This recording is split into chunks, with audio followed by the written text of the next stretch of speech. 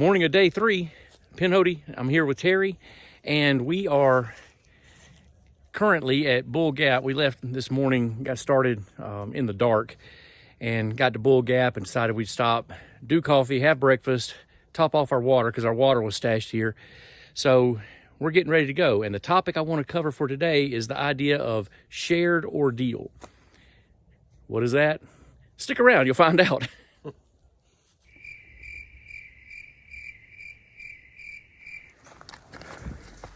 So coming out of Bull Gap is just climb, climb, climb. It's basically 3 long switchbacks, and I forget the distance, but it's like maybe 1.5 miles of climb. Not super steep for the most part, but it's enough to get your heart thumping and get your breathing hard, like I'm sure you can hear.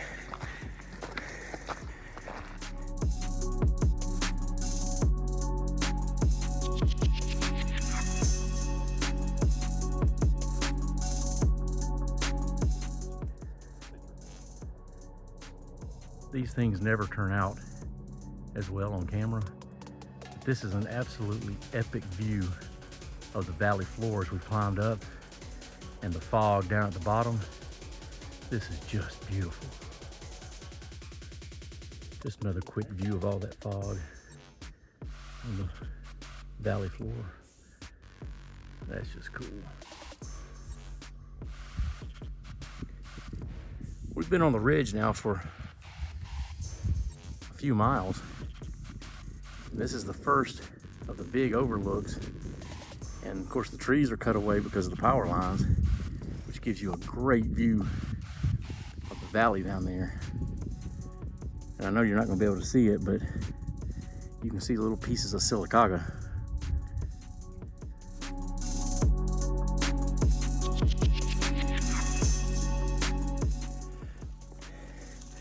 The trail got steep and it's gotten rocky. The treadway is a little difficult to maneuver, or at least it slows you down. And it's also, of course, hard on the feet.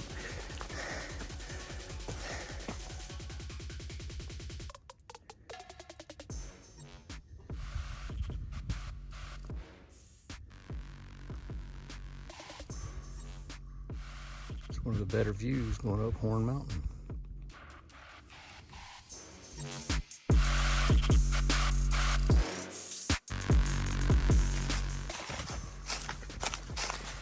Between 1.5 miles and 2 miles of steep descent, it's tough on your joints.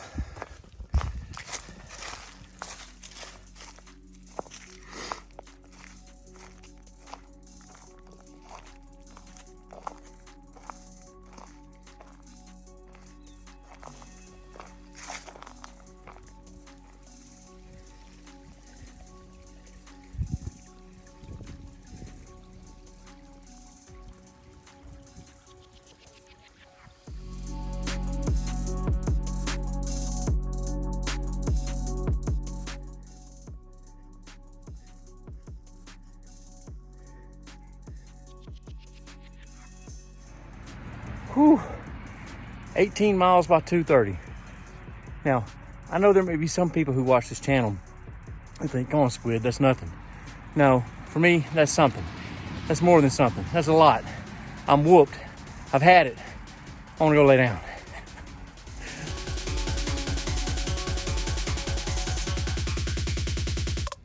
Day 4 on the Pinhoti, and today is a little bit different. We've got some aches and pains, and after 55-ish miles over the last 3 days, it's not surprising.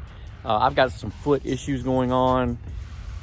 Terry has a knee problem going on, and the problem is we have a date certain that we have to finish, and we have a location that we have to finish. And so what we're going to do today is, in order to kind of shorten our miles a little bit, we're going to take the section we're going to do today and basically cut it something like in half. Yeah, more or less. And so kind of give ourselves a little bit shorter day so that we can still stay on schedule, but kind of recover so that we don't just ruin the entire trip and have to end it. So this is the way we're going to kind of accomplish that. So we still got a tough climb too. Yeah, and we still have a tough climb and the rock garden. So and the rock garden, yeah. So even though we're shortening the miles, I don't think we're shortening any of the toughness of what we're going to be doing today. We're still sharing the ordeal. Just got dropped off by Nancy from Next Step Hostel.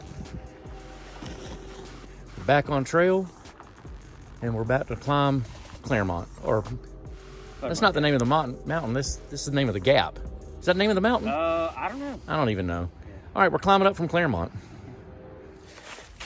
They say be bold, start cold. I'm wearing some layers, and I'm cold, and I really want all this movement to warm me up. But I've only been going a couple of minutes, and I should warm up here in just a minute.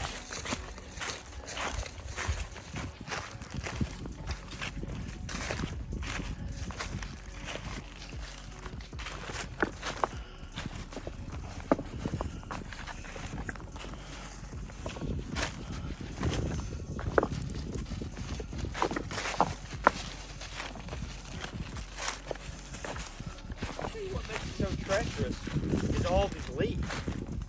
I know it. And all these rocks are loose. Yeah.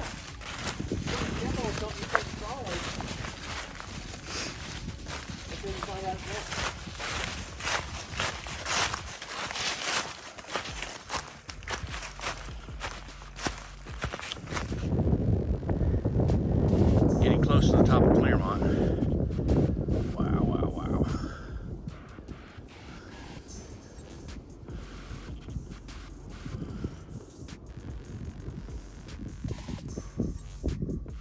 Came down off the top.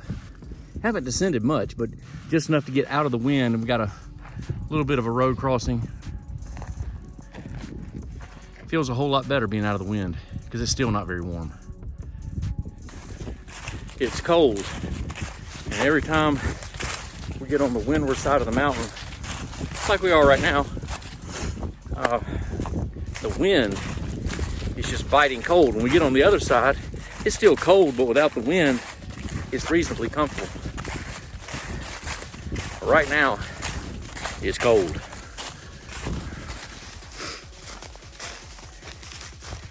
Beginning the rock garden. This is a trail that is cut over a lot of it's just loose rock covered in leaves. So because of the leaves, you can't really tell in places what you're stepping down on. And a lot of the rock is loose and is a rolled ankle or twisted knee waiting to happen. So we're going to be going very slow through this section.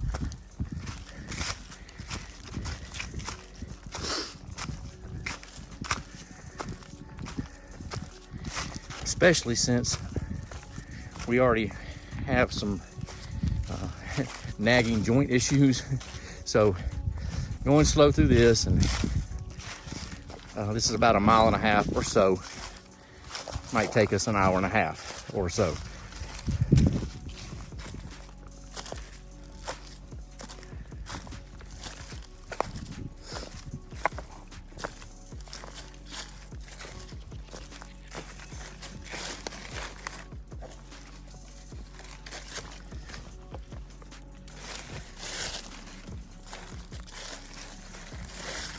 Oh, shoot.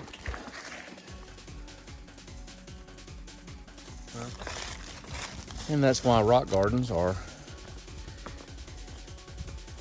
kind of an obstacle.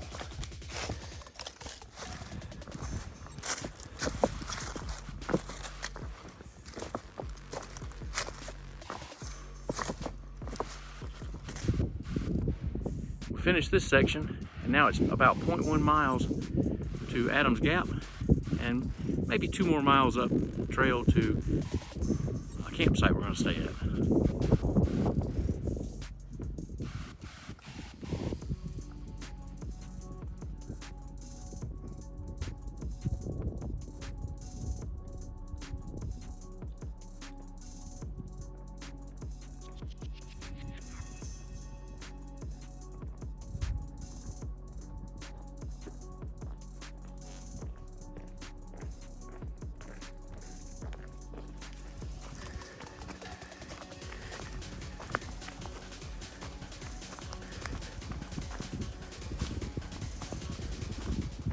this idea of shared ordeal is basically just the idea that when it comes to enduring something that's some tough circumstances, that it's easier to do it when you're sharing that experience with other people. So for the last 2 days, for days 3 and 4, I showed you some of the tough circumstances that we've been dealing with. You know, some tough climbs, rock garden, just some long miles, and all of this. What it comes to is the fact that I'm out here doing this with another person makes it easier to endure those circumstances. And this is something I figured out a long time ago. It's something I figured out from basic training, that I probably could not have endured basic training had I been by myself. But you're there with like 80 other people, all enduring the same tough circumstances and all the same problems that we endure, and being pressured and pushed to do more than you think that you can every day. And so in the end, you end up successful because you were surrounded by other people who were experiencing the same problems. So that's basically the idea. And when it comes to backpacking, I don't think it's any different. You are able to endure these circumstances because you're around other people sometimes. All right, so that basically wraps it up for days 3 and 4. See you in the morning.